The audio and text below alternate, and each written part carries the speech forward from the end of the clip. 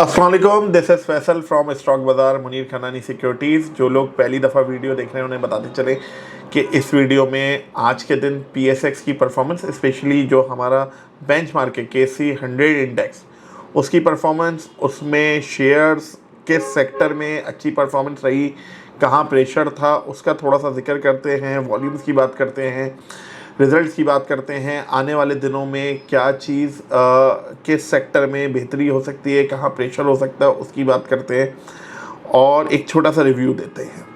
तो जो लोग पहली दफ़ा वीडियो देख रहे हैं वो काइंडली लाइक, सब्सक्राइब और शेयर कर लें। बढ़ते हैं आज के वीडियो की तरफ।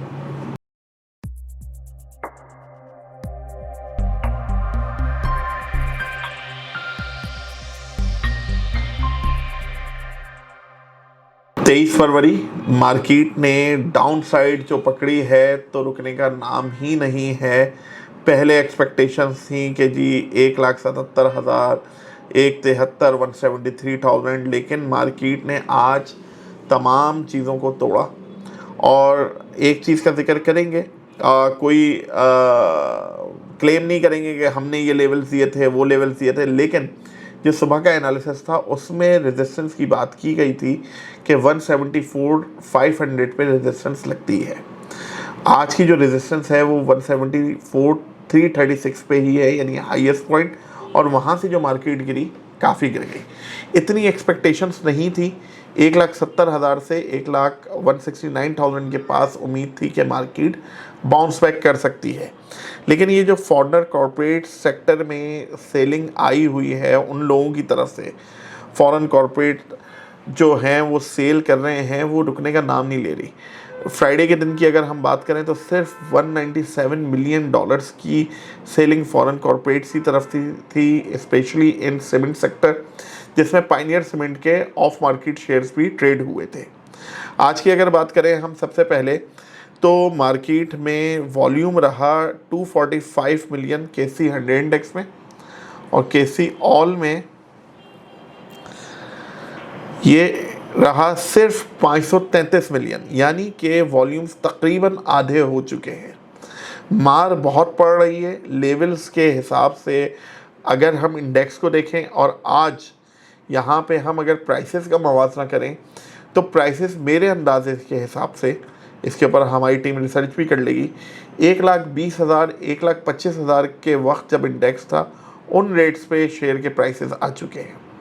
वॉल्यूम की बात हो गई, आज का जो लोएस्ट पॉइंट है वो 1,66,886, 166,886, जब मार्केट 6,283 पॉइंट 6283 पॉइंट्स डाउन थी। आज दिन का हाईएस्ट जैसे मैंने जिक्र किया 1,74,336, जब मार्केट 1,167 पॉइंट इजाफे के साथ थी। तो अगर हम नोटिस करें तो आज के दिन भी तकरीबन 7,400 पॉइंट्स तकरीबन मार्केट डाउन हुई है अपने पीक से और लोएस्ट पॉइंट तक, और जो क्लोजिंग आई है वो तकरीबन 6,500 पॉइंट की बन सकती है। किस तरह? आज की जो क्लोजिंग है वो 167,691, 1,67,691 मार्केट की क्लोजिंग के वक्त चेंज रहा, नेगेटिव चेंज 5,478 पॉइंट। मार्केट का हाईएस्ट जब थी तो 1,167 पॉइंट इजाफा था, और क्लोजिंग के वक्त 5,478 पॉइंट से बात पता चलती है कि तकरीबन 6,500 पॉइंट अपने पीक से मार्केट डाउन क्लोज हुई है। सेलिंग रुकने का नाम नहीं ले रही है, हर अगला सपोर्ट लेवल नीचे जा रहा है। पैनिक क्यों क्रिएट होता है? पैनिक इसलिए क्रिएट होता है कि ज़्यादातर लोग इसे डेली, मंथली या 3 महीने में रिटर्न्स का सोच के इस बिज़नेस में आते हैं। और ऐसा ही है, स्टॉक मार्केट है, जब ट्रेडिंग हो रही है, आपका लिक्विड कैश है, आपकी लिक्विडिटी अच्छी है, अच्छे शेयर्स में आपने ट्रांजैक्शन की हुई है, तो जहां आपको प्रॉफिट मिलेगा आप बेच देंगे। लॉस की सूरत में एक इमोशनल अटैचमेंट आ जाती है कि अभी नहीं बेचते, अगली सपोर्ट पे लेके एवरेज कर लेंगे, उससे अगली सपोर्ट पे लेके एवरेज कर लेंगे। नहीं, अगर मार्केट रिवर्स हो गई तो ड्यूरिंग दी डाउन साइड ज़्यादातर जो इन्वेस्टर या ट्रेडर्स होते हैं, ट्रेडर्स की बात करूंगा, नॉट इन्वेस्टर्स, वो इन्वेस्टर्स बन जाते हैं कि नहीं जी अभी बाउंस बैक कर जाएगा, होल्डिंग कैपेसिटी है। लेकिन जब मार्केट बिल्कुल आसान ख़ता कर देती है, ये जुमला बड़ा, यानी मैं सोच के बोल रहा हूँ क्योंकि हम बहुत सारे क्लाइंट्स को डील करते रहते हैं जिनका लॉन्गर से लॉन्गर टर्म का भी व्यू होता है 5-10 साल का, वो भी पैनिक में आ जाते हैं। क्यों? क्योंकि हर्ड बिहेवियर यही है कि हर बंदा बेच रहा है तो यार मैं अभी बेच देता हूँ, नीचे ले लेता हूँ। लेकिन अभी जो समझने की चीज़ है कि अभी तो जंग शुरू हुई ही नहीं है यूएसए ईरान की। कॉर्पोरेट अर्निंग्स कोई इतनी ज़्यादा ख़राब नहीं है कि जी हाफ रिजल्ट हो गया है लास्ट ईयर के कंपैरिजन में। 5-7%, 8% की अर्निंग्स कम आ रही हैं। इंटरेस्ट रेट पिछले दिनों कम नहीं हुआ था फ्यूचर प्रोस्पेक्ट्स को देखते हुए, और अगर अब कम होगा तो वो मार्केट के लिए बेहतर होगा। तो बहुत सारे फैक्टर्स हैं जो ये चीज़ बता रहे हैं कि मार्केट में जो पैनिक है वो एक नेचुरल बिहेवियर की वजह से क्रिएट हो गया है कि यार मेरे दोस्त ने बेचा तो मैं भी बेच देता हूँ। अपना व्यू, अपना विजन जब शेयर लिया था, क्या सोच के लिया था, वो नहीं है। दूसरी सबसे अहम चीज़, रिस्क मैनेजमेंट प्रॉपर नहीं है। अगर तो आपने स्टॉप लॉस लगाया था, जैसे हम मिसाल ले लें, अभी होंडा कार की मिसाल ले लेते हैं कि होंडा कार हमें नज़र आ रहा है कि काफ़ी अरसे से कोई अच्छी अर्निंग्स भी नहीं है और डिविडेंड्स भी नहीं है। लेकिन जब लोगों ने 300 रुपये टूटा तो 280 लेवल बनाया और आज वो 200 पे आ गया है। तो इस पूरे ट्रांजैक्शन प्रोसेस में कोई ना कोई लेवल ऐसा होगा जो सपोर्ट बहुत ही अच्छे तरीके से ब्रेक कर रहा होगा। अच्छे तरीके से मुराद मींस जो अपवर्ड या कंसोलिडेशन फेज था, वहाँ से वो डाउन साइड जा रहा था। तो अगर उस वक्त नहीं बेचा तो अब 200 रुपये में आके पैनिक करके जब बेचेंगे तो ये अपॉर्चुनिटी लॉस है। मैं ये नहीं बोल रहा कि आप लोगों को होल्ड करना है, लेकिन आप लोगों को रिस्क मैनेजमेंट करनी है। खैर बढ़ते हैं आज की बकिया दूसरी जो हम जिक्र करते हैं, मार्केट में आपका जिक्र कर ले। 100 में से सिर्फ 2 कंपनीज पॉजिटिव हैं, बाकी 96 जो है आपकी वो नेगेटिव, 98 डाउन साइड हैं।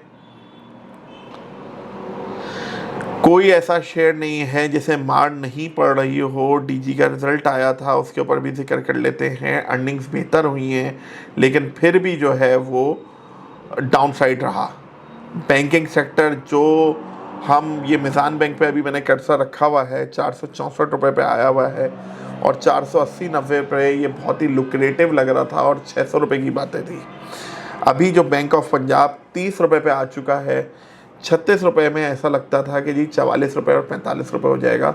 वही बैंक है, वही अर्निंग्स हैं, वही पी रेशोज़ हैं, लेकिन जो पैनिक है वो कुछ और सूरत हाल बता रहा है।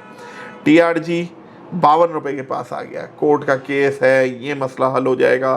72 रुपये से जी 150 रुपये हो जाएगा। 6 महीने होल्डिंग की बात है। 6 महीने होल्डिंग से एक और चीज़ है वो हम देखते हैं,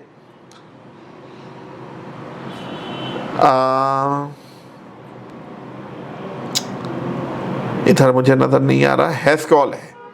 हेस्कॉल हमने देखा था कि जी उसका रीस्ट्रक्चरिंग प्लान बनना शुरू हो गया था नेशनल बैंक के साथ, और हम ये देख रहे थे कि उसमें काफ़ी अच्छा पॉजिटिव मोमेंटम बना था। 16-17 रुपये से चल के वो तकरीबन 27-28 रुपये तक आया, 26-27 रुपये, और फिर उसके बाद वो डाउन साइड और 40-42 रुपये लग रहा था। मार्केट में भी बड़ी बातें थी, लेकिन वो सारी चीज़ें दम तोड़ गई।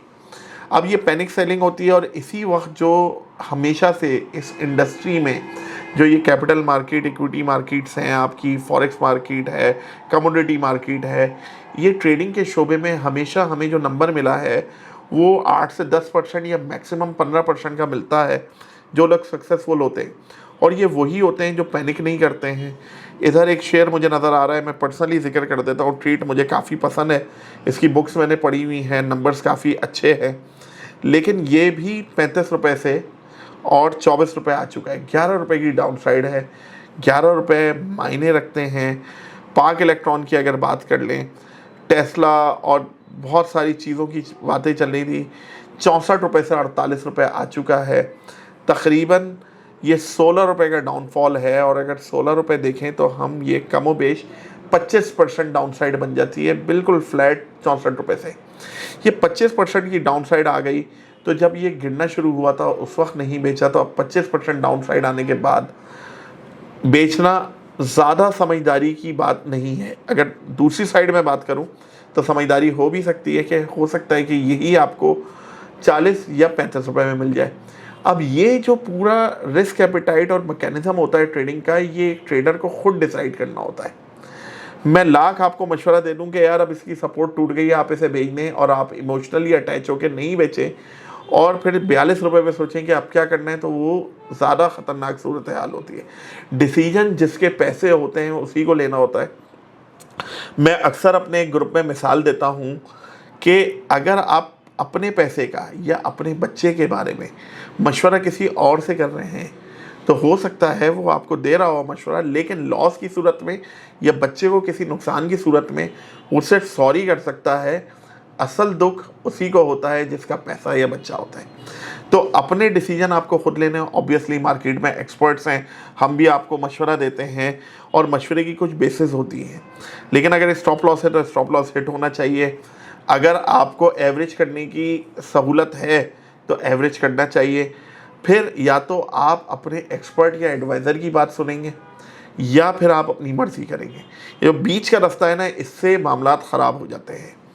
दूसरी सूरत हाल, अब हम चार्ट्स देख लेते हैं। मार्केट जो है बहरहाल 170 की जो एक अच्छी सपोर्ट थी उसे ब्रेक कर चुकी है और नीचे आ चुकी है, और अब जो है वो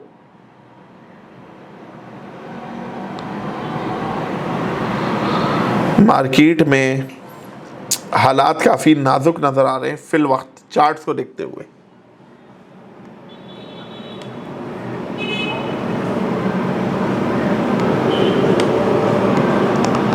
अगर हम देखें चार्ट्स को देखते हुए,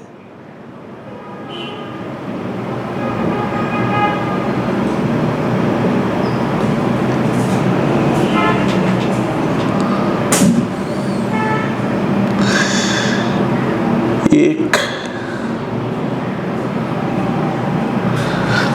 65 से एक 63,700 के दरमियान बाजार लगती है कि फर्दर डिप ले सकती है, और इस सूरत हाल में शेयर प्राइसेस कहाँ जाएंगे, कहाँ रुकेंगे, अभी फ़िल वक्त कहना मुश्किल है।